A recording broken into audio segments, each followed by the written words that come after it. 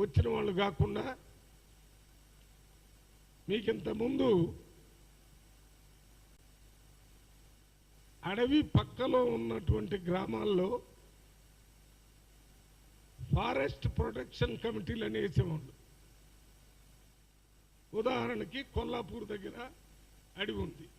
ఆ అడవి పక్కలో ఉన్న గ్రామాలకి ఆ బాధ్యత ఒప్పజెప్పేవాళ్ళు.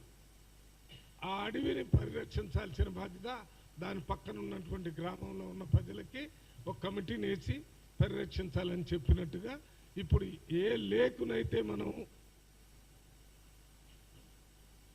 మంచిగా చేసి ఆ రకంగా ఉండాలనుకుంటున్నామో అధికార యంత్రాంగంతో పాటు ప్రజల యొక్క భాగస్వామ్యం కూడా దాంట్లో ఉండాలంటే లేక్ పరిరక్షణ కమిటీల్ని అన్ని చోట్ల వేయాలని, ఇది హైదరాబాద్ పట్టణాన్ని ఇంకొక 100 ఏళ్ల దాకా ప్రజా జీవితానికి ఇబ్బంది లేకుండా చేయడానికి ఉపయోగపడే కార్యక్రమం అది.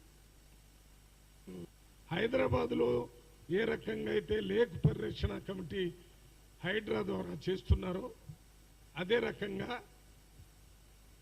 33 జిల్లాలకు కూడా ఈ లేక్ పరిరక్షణ కార్యక్రమాన్ని ఏర్పాటు చేయాలని ముఖ్యమంత్రి గారికి విజ్ఞప్తి చేస్తున్నాను. ముఖ్యంగా మా నాగర్ కర్నూలు పట్టణంలోనే ఎన్నో ఉద్యమాలు జరిగినాయి.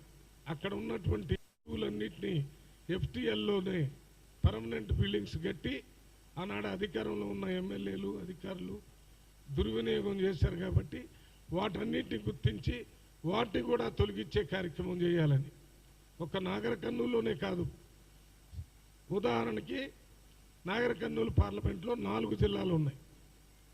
1 నాగర్ కర్నూలు జిల్లా, 2 వనపర్తి జిల్లా, 3 గద్వాల జిల్లా, 4 రంగారెడ్డి జిల్లా. ఈ 4 జిల్లాల్ని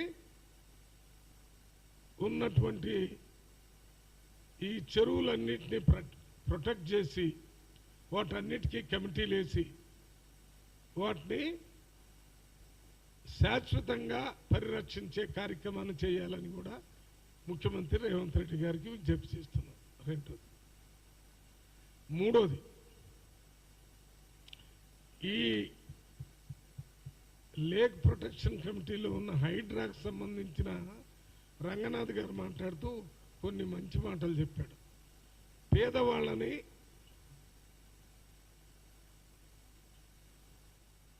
గుడిసెవాసులు ఎవరైనా ఉంటే వాటిని తొలగించడానికి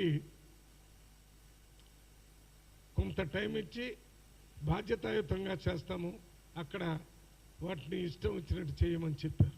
అదొక మంచి కార్యక్రమం. పేదవాళ్ళని దృష్టిలో పెట్టుకుని ఈ కార్యక్రమం చేస్తున్నాం. అక్కడ తొలగిస్తారు, కానీ అదే రకంగా కాలేజీలు స్కూల్స్ ఏదైనా లేక్ FTLలో కట్టినట్టు గుర్తిస్తే ఇప్పుడు కాలేజీస్ స్కూల్స్ అక్కడ నడుస్తున్నాయి కాబట్టి వాటిని పడగొడితే విద్యార్థుల చదువుకు నష్టం జరిగింది. కాబట్టి సెలవులు వచ్చేంత వరకు ఆ యాజమాన్యానికి దాన్ని మార్చుకోవాలని చెప్తాం. ఒకవేళ వాళ్ళు మార్చుకోకపోతే సెలవులు వచ్చిన తర్వాత కూలగొడతామని చెప్పారు. దీన్ని కూడా మేము స్వాగతిస్తున్నాం. మానవత్వం లేకుండా ఒక నియంత్ర పరిపాలనలా కాకుండా మానవత్వంతో కూడినటువంటి కార్యక్రమాలు చేయటానికి రేవంత్ రెడ్డి గారి ప్రభుత్వం సిద్ధంగా ఉంది అని చెప్పడానికి నిన్న మొన్న మన రంగనాథ్ గారు చెప్పింది ఉదాహరణ. ఎక్కడైనా తాత్కాలికంగా ఇబ్బందులు జరిగినా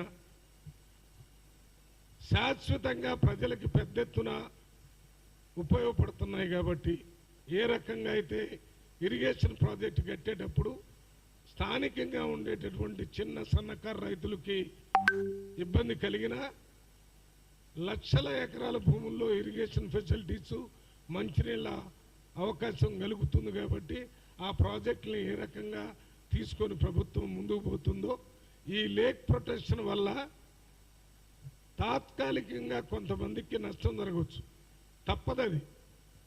వాటిని మనం భరించాల్సిన అవసరం ఉంది. అందువలనే రాష్ట్రంలో ప్రజలందరూ దాన్ని హర్షిస్తున్నారు. ఇంకా రెండోది, మూసీ ప్రక్షాళన కార్యక్రమం. ఈ మూసీ నది అనేది హైదరాబాదు పట్టణంలో అంటువ్యాధులకి అదొక నిలయం. అక్కడి నుంచే అంటువ్యాధులన్నీ హైదరాబాదు, సికింద్రాబాదు, సైబరాబాదు, ఇంకా అన్ని ప్రాంతాల్లో కూడా ఈ